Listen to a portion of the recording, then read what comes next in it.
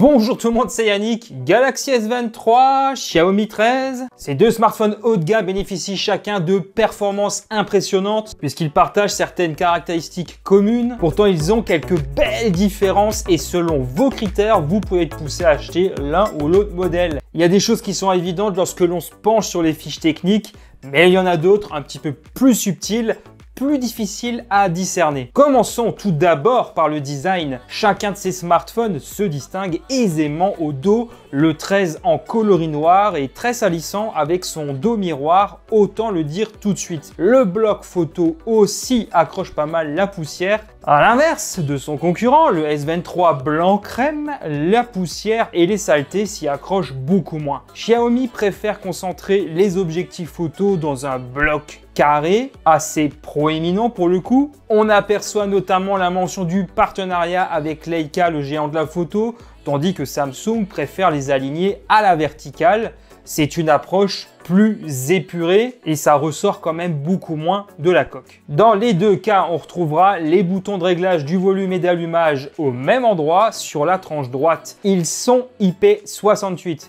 Niveau design, c'est subjectif et chacun se fera sa propre opinion. Concernant la prise en main, c'est kiff-kiff avec des tranches plates, un poil plus arrondi quand même sur le Galaxy. J'ai toujours trouvé ça agréable. Le Xiaomi 13 est plus grand et un tout petit poil plus épais, aussi plus lourd, 185 grammes contre 168 grammes pour le S23. Cadre en aluminium dans les deux cas. Au niveau de leur écran, j'ai du mal à les départager. Ils sont pour moi aussi bons l'un que l'autre. Définition Full HD+, dans les deux cas, 6,36 pouces sur le Xiaomi 13, qui est de fait le plus grand, et 6,1 pouces sur le Galaxy S23.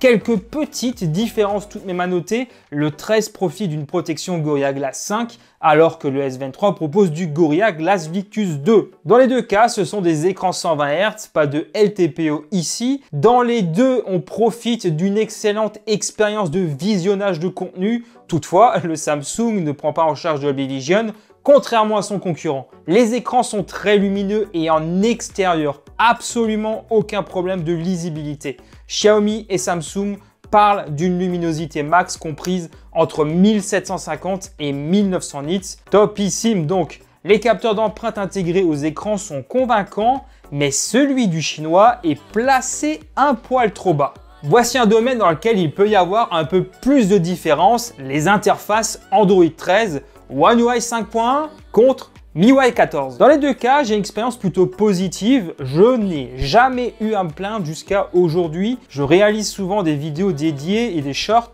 sur ces deux interfaces. Malgré tout, je dois reconnaître que Samsung propose plus de choses, plus de fonctionnalités, notamment pouvoir lancer des applications Android sous Windows via l'application mobile connectée, n'est possible que chez le coréen actuellement, qui propose aussi DeX, une interface plus adapté aux grands écrans. Xiaomi fourmille de bonnes idées, mais c'est pour le moment pas encore aussi complet que son concurrent. Il est aussi dommage de ne pas retrouver certaines fonctionnalités disponibles sur les ROM chinoises, comme les widgets qui offrent plus de dynamisme. Mais il y aurait d'autres différences à évoquer. Dans les deux cas, peu de chances d'être déçu, je pinaille beaucoup quand même là. Il y a malgré tout un élément qui n'est pas anodin, c'est le suivi. Samsung promet jusqu'à 4 ans de mise à jour Android, alors que Xiaomi n'offre que 3 ans de mise à jour Android. Mais dans les deux cas, on peut par contre compter sur une promesse de 5 ans de patch de sécurité. Alors concernant les performances, on sera globalement bien dans les deux cas. Un Snapdragon 8 Gen 2 qui ne m'aura pas trop déçu cette année, mais un petit détail près. C'est un SoC qui propose toute la puissance nécessaire pour s'éclater dans les jeux 3D les plus gourmands sans restriction. Une nouvelle fois, je ne suis pas surpris, tout tourne au quart de tour, ça fonctionne bien, rien à ajouter. Les benchmarks témoignent de l'excellente forme de la puce haut de gamme. Mes modèles de test bénéficient chacun de 8 Go de RAM LPDDR5X, 128 Go de stockage UFS 3.1 pour le S23 et 256 Go de stockage UFS 4 pour le 13. Samsung propose UFS 4 sur toutes les autres variantes pour information. On sent une chauffe au niveau de la coque, surtout à proximité des objectifs photo. Lorsque l'un ou l'autre smartphone est très sollicité, la stabilité des performances est excellente sur le stress test de 3D Mark pour le Xiaomi 13, mais le S23 semble moins à l'aise, moins efficace en ce qui concerne la dissipation thermique. La chauffe est plus marquée à ce moment-là. C'est un peu dommage. Autrement, selon les benchmarks, on sent que le Xiaomi 13 est un peu plus à l'aise sur certains aspects. On passe à la photo désormais. La proposition est très proche dans les deux cas. Un grand angle de 50 mégapixels, un zoom optique 3 fois de 10 mégapixels et un ultra grand angle de 12 mégapixels.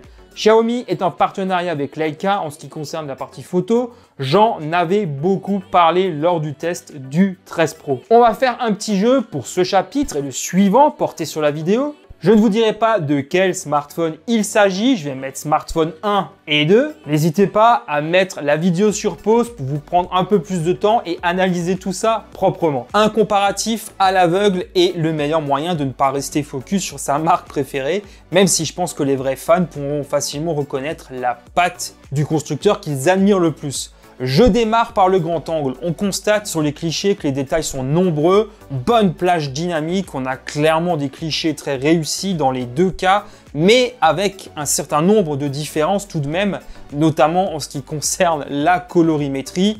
Et vous allez voir que c'est vrai aussi pour les autres capteurs, je ne vais pas forcément le redire après. Prise de photo sans optimiseur de scène actif, je le précise. Concernant les zooms optiques, je vous l'accorde, Xiaomi est un poil au-dessus avec ses 3,2 fois. On n'a donc pas totalement la même chose sur les deux appareils. Encore une fois, je trouve que le résultat est très propre, même si j'ai ma préférence pour l'un d'entre eux. On peut pousser en x30 en numérique. C'est dégueulasse dans les deux cas, mais un peu moins sur l'un d'entre eux quand même. L'ultra grand angle à présent, très exploitable dans les deux cas. Vous préférez lequel des deux ?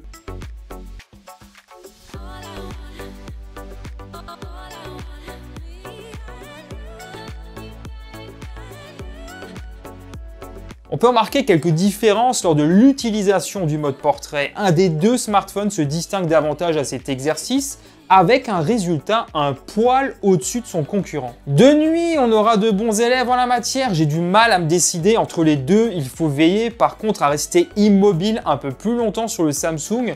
Xiaomi est un peu plus rapide sur le mode nuit dédié.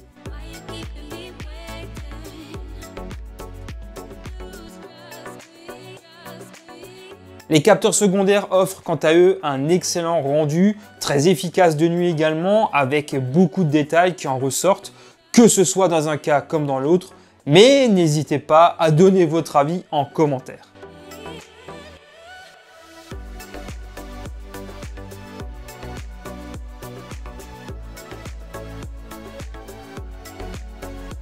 Les capteurs frontaux ne se valent pas, il y en a un des deux qui est clairement à la ramasse en termes de rendu et a beaucoup de mal avec la gestion de l'exposition, alors que son rival est bien plus à l'aise à cet exercice. Voilà, petit test vidéo là en extérieur. Alors déjà là, au niveau de l'aperçu sur l'écran, je vois déjà une petite différence au niveau de l'image.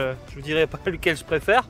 Sinon, concernant le reste, il me semble aussi qu'il y en a un des deux qui a une moins bonne gestion de la stabilisation que l'autre. Ouais, il y en a un des deux quand même qui me décevra plus à l'avant, et ça, je m'y attendais un petit peu. Sinon, vous, n'hésitez pas non plus à me dire lequel des deux vous préférez. Alors, à l'arrière, avec les deux smartphones, on aura un excellent rendu, une bonne gestion de l'exposition en tout cas pour les deux. Maintenant, bon, au niveau du résultat, encore une fois, ça va être assez subjectif, lequel vous allez préférer, le smartphone 1 ou le smartphone 2 au niveau du rendu. Même si bon, les vrais fans de chaque marque arriveront quand même, je pense, à reconnaître la patte de leur constructeur favori. À l'issue de ce comparatif photo et vidéo, le moment de vérité est venu. Le Xiaomi 13 était le smartphone 1 et donc le Galaxy S23 était le smartphone 2. Dans les deux cas, pour ma part, j'ai beaucoup aimé le résultat en photo. Néanmoins, vous avez pu voir qu'il y avait quand même une nette différence entre les deux appareils. Après, la qualité d'image, ça va être assez subjectif. Il y en a qui préfèrent ce que propose Xiaomi et d'autres qui préfèrent ce que propose Samsung. Dans le cas de Xiaomi, il y a un partenariat, comme je disais, avec Leica, avec justement deux possibilités de prendre des photos dans le mode standard, le mode Leica vibrant et authentique. Le premier mode va être un peu plus accentué au niveau des couleurs, ça va être moins réaliste, tandis que le deuxième mode, forcément là, ça va être un peu plus proche de la réalité. D'ailleurs là au niveau du comparatif photo, j'étais resté sur authentique tout simplement parce que tu es obligé d'en choisir un des deux. Je vais essayer de rapidement mettre toutes ces photos sur mon compte Flickr. Quand ce sera fait, je mettrai le lien en description de cette vidéo. Dites-moi d'ailleurs en commentaire lequel des deux vous avez préféré et pourquoi. Bonne nouvelle puisque dans les deux cas, on a un bon son stéréo de qualité quand même pour des smartphones. Même si les aigus sont davantage mis en avant par défaut et que les haut-parleurs situés dans les tranches inférieures des deux smartphones sont un poil plus puissants. J'apprécie beaucoup que ces deux smartphones bénéficient d'un son énergique et n'oublions pas qu'il y a des réglages mis à disposition pour personnaliser l'expérience selon ses goûts.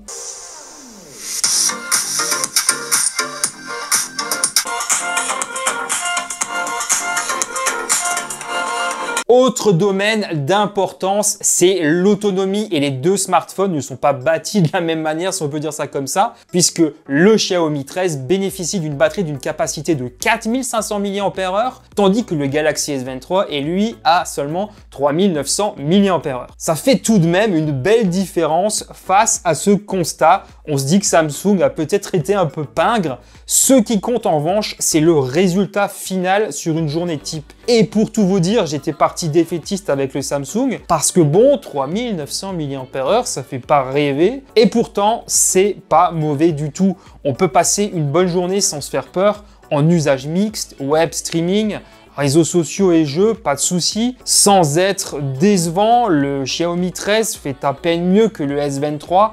J'ai passé les deux appareils sur PC Mark pour me faire une idée plus concrète. Si naturellement le Xiaomi fait mieux, c'est pas si dinguissime non plus. 14 à 15 heures pour des petits gabarits, c'est très bien. Concernant la charge rapide, chez Samsung, c'est 25 watts et il faut aussi penser à acheter le chargeur adapté. Et à ce moment-là, il faudra compter 1h30 pour une recharge complète. C'est pas terrible, le Xiaomi 13 s'en sort beaucoup mieux avec ses 67 watts. En moins de 40 minutes, on récupère une pleine autonomie. Chargeur inclus, contrairement à Samsung. Dans les deux cas, on a de la charge sans fil et sans fil inversé, mais là aussi, Xiaomi est meilleur. Passons maintenant à la douloureuse et vous allez voir là encore une nouvelle fois que les tarifs sont finalement assez proches. De son côté, le S23 est disponible actuellement à partir de 959 € chez Samsung et le Xiaomi 13 juste en dessous de la barre des 1000 €. Ça reste des prix élevés et il vaut mieux avoir conscience des limitations. Concernant les boîtes, Samsung ne fournit presque rien, Xiaomi fait l'effort de mettre à disposition le chargeur adéquat et une coque TPU. J'espère que cette vidéo vous aura permis d'avoir un aperçu complet sur ce qui caractérise ces deux appareils. Les liens sont en description si vous souhaitez jeter un œil au prix au moment où vous regardez la vidéo, en fonction des promos, etc. Puisqu'on le sait, que ce soit dans un cas comme dans l'autre, il y a souvent des baisses rapides de prix. Ça m'aura pris du temps de faire ce comparatif. On va être clair, aucun de ces deux smartphones n'est parfait. Ils ont chacun des défauts. L'un va miser sur une meilleure charge rapide, une meilleure autonomie. L'autre misera davantage sur une meilleure expérience et un meilleur suivi d'Android. Mais je reste convaincu que chacun y trouvera son compte selon ses propres critères. Chacun aura un avis différent et ça, c'est le plus beau. Vous possédez l'un ou l'autre smartphone? Dites-le en commentaire, faites-le savoir, faites votre propre retour d'expérience, dites ce qui va et ne va pas. Lâchez-vous! Toujours super important pour l'évolution de la chaîne. Si cette vidéo vous a plu, n'hésitez pas à la partager à vos proches. N'oubliez pas le petit like qui fait toujours plaisir et à vous abonner en activant la petite cloche. Un grand merci pour votre soutien. Moi, je vous dis à très bientôt. Allez, ciao tout le monde!